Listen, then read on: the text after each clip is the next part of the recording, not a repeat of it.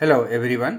मैं doctor L के तिवारी राजनीति सिद्धांत के अंतर्गत आज सत्ता पे चर्चा करने जा रहा हूँ। सत्ता के अर्थ, प्रकृति, विशेषताएं, प्रकार, स्रोत, आधार और सीमाएं पर हम आज चर्चा करेंगे।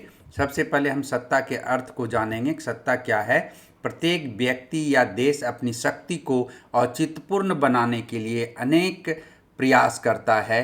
जब उसकी शक्ति को जनता का औचित्यपूर्ण समर्थन प्राप्त हो जाता है तो वह सत्ता में परिवर्तित होता है, यानी शक्ति को औचित्यपूर्ण समर्थन प्राप्त होने पर सत्ता बदल जाता है। साधारण रूप से सत्ता वह आचरण है जिसके आधार पे कोई भी अपनी शक्ति का प्रयोग करता है। सत्ता एक विशेष प्रकार का औचित्यपूर्ण प्रभाव है। सत्ता शक्ति का संस्थात्मक और विधिक रूप है। इसी तरह से यूनेस्को की 1955 की रिपोर्ट के अनुसार सत्ता वह शक्ति है जो कि स्वीकृत, सम्मानित, ज्ञात एवं औचित्यपूर्ण होता है। इस तरह से हम लास्ट अंत में यह कहेंगे कि सत्ता शक्ति के प्रयोग का संस्थात्मक अधिकार है, स्वयं शक्ति नहीं है। सत्ता औचित्यपूर्ण शक्ति है। यहाँ ध्यान रखेंगे कि शक्ति के प्रयोग का संस्थात्मक आधार है सत्ता, न कि वह शक्ति है। और इसमें से सत्ता में अनिवार्य रूप से औचित्यपूर्ण शक्ति होता है। इसी संदर्भ में और आगे हम कुछ परिभाषा को देख लें। विच के अनुसार जो है उनके अनुसार दूसरे के कार्यों को प्रभावित और निर्देशित करने के औचित्य पूर्ण अधिकार को क्या कहते हैं? सत्ता कहा जाता है। रोवे के अनुसार जो है सत्ता व्यक्ति या व्यक्ति समूह के राजनीतिक निश्चयों के निर्णय तथा राजनीतिक व्यवहार को प्रभावित करने का अधिकार कहा है। उसी तरह से E.M. कोल्टर के अनुसार सत्ता वह क्षमता है जिससे कोई घटना हो सकती है जो उस क्षमता के बिना नहीं होती। इस चीज़ को ध्यान में रखेंगे। फेडरिक के अनुसार जो है सत्ता के बारे में इन्होंने जो कहा है, जिसे केवल संकल्प, इच्छा या प्राथमिकता के आधार पर चाहा जाता है, उनके औचित्य को तार्किक प्रक्रिया के द्वारा सिद्ध करने की क्षमता को सत्ता कहा जाता है। उसी तरह से हेनरी फेयोल के अनुसार सत्ता आदेश देने का अधिकार और आदेश का पालन कराने की शक्ति है। ये सबसे छोटी और सबसे सही परिभाषा दिख रही है। इस प्रकार कहा जा सकता है कि सत्ता राज्य के शासकों द्वारा संचालित राज्य की शक्ति है जो औचित्यपूर्णता पर, ध्यान रखेंगे, औचित्यपूर्णता पर आधारित है। तो सत्ता का जो है शासकों द्वारा संचालित वह शक्ति है जो औचित्यपूर्णता पर आधारित है। इस तरह से कुछ सत्ता के घटक की चर्चा हम कर लें। सत्ता के दो घटक हैं, शक्ति और वैधता।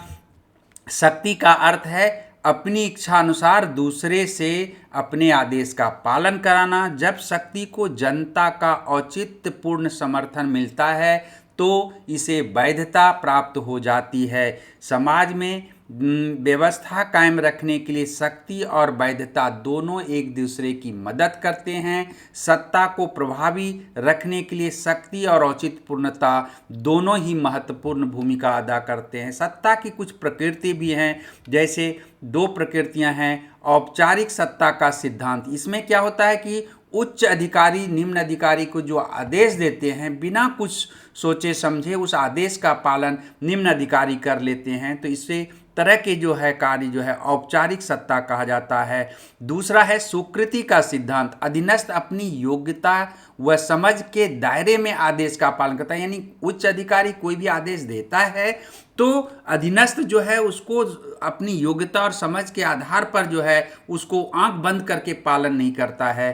तो इस तरह से इसकी दो मुख्य प्रकृतियां बताई जाती है। सत्ता के कुछ विशेषताएं हैं, जैसे कि वैधता सत्ता की क्षमता को निश्चित करता है। सत्ता की क्षमता को कौन निश्चित करता है? वैधता। वैधता किसी भी प्रकार की सत्ता का सार है। सत्ता का प्रयोग उत्तरदायित्व के आधार पर किया जाता है। सत्ता चाहे किसी भी प्रकार की क्यों न हो, उत्तरदायित्व से जुड़ी होती है। सत्ता व्यक्ति व्यवस्था में हो रहे कार्यों निर्गतों, इनपुट आउटपुट है, निर्गतों, निवेशों, संरचनाओं का पर प्रभुत्व रखता है, ये प्रभुत्व की बात करता है। उसी तरह से सत्ता हमेशा औचित्यपूर्ण शक्ति होती है, सही नहीं है। यह कभी कभी शक्ति सत्ता में नहीं भी होता है। यहाँ एक उदाहरण है कि एक व्यक्ति लंबे समय तक एक विषय को पढ़ाकर रिटायर हो जाता है, तो वह शक्ति रहित होने के बाद भी उसमें ज्ञान के क्षेत्र में एक सत्ता होगी। इसलिए शक्ति बिना सत्ता के भी, शक्ति बिना सत्ता के भी हो सकती है। मैंने सत्ता में जो है जरूरी नहीं है कि शक्ति हो, और सत्ता के बिना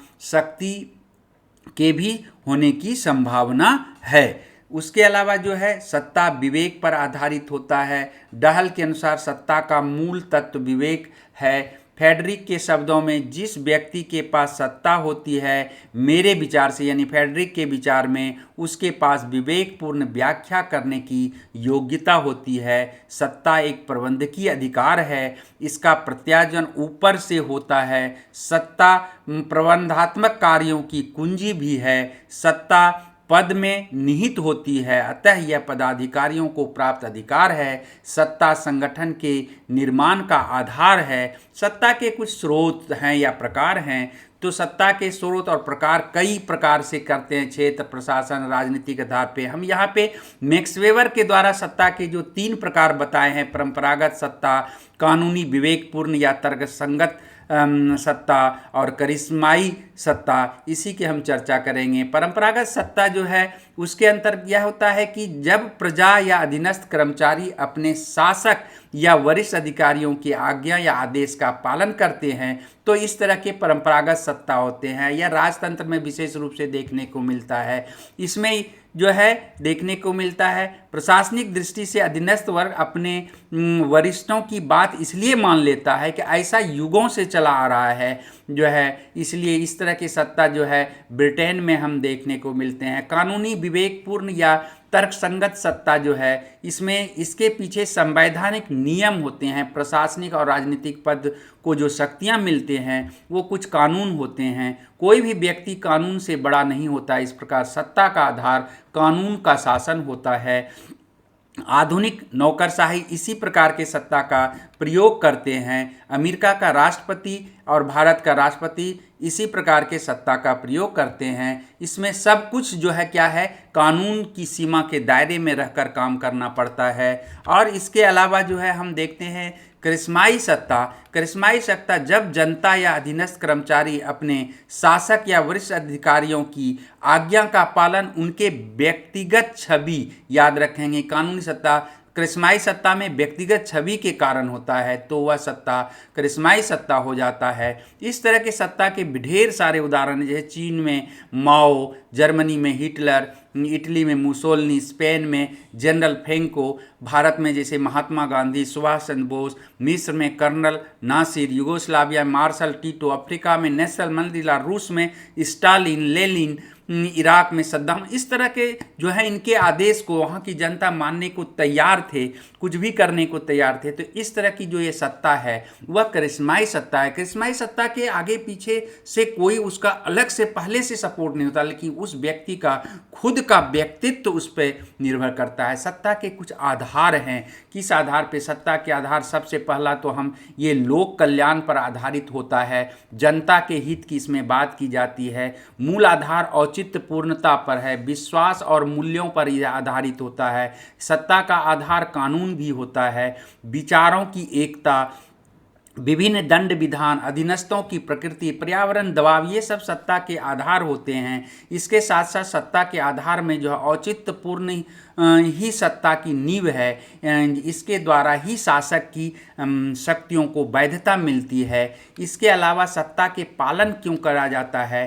तो साइमन के अनुसार सत्ता के पालन के निम्नलिखित है: विश्वास, स्वयं के हित संगठन और कर्मचारियों के प्रति जो विश्वास होता है इसलिए पालन किया जाता है। एक रूपता के लिए भी जो है इसका पालन किया जाता है। दंड या दबाव के कारण भी इसका पालन करता है। ये सकारात्मक नकारात्मक हो सकते हैं। साइमन ने 5 प्रकार के दबाव को बताए हैं: सामाजिक दबाव, मनोवैज्ञानिक दबाव, संगठनात्मक दबाव, उद्देश्य प्राप्ति का दबाव, आवश्यकताओं का दबाव। और इसके अलावा जो है सत्ता के पालन का जो आधार होता है वैधानिकता। वैधानिकता में जैसे विधि का शासन, कानून की सर्वोच्चता, नियमों और प्रक्रियाओं की मान्यता, ये सब जो है इसके पालन का मूल आधार होता है। सत्ता के कुछ कार्य भी हैं। सत्ता जो है क्या करता है? सत्ता शासन के विभिन्न अंगों में तनाव और टकराव को दूर करता है और समन्वय बनाए रखता है। सत्ता शासन के विभिन्न अंगों में अनुशासन कायम रखता है। सत्ता कार्य निष्पादन के लिए लक्ष्य और उद्देश्यों के अनुरूप निर्णय लेती है। सत्ता अपनी शक्ति का सदुपयोग के लिए अधीनस्थों पर नियंत्रण रखती है। सत्ता शासन और प्रशासन के सुचारू रूप से चलाने के लिए